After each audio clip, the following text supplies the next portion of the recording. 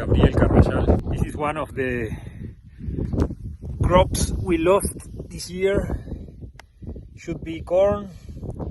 We ran out of water in the middle of the season, so we lost the crop. But right now we planted barley on that corn.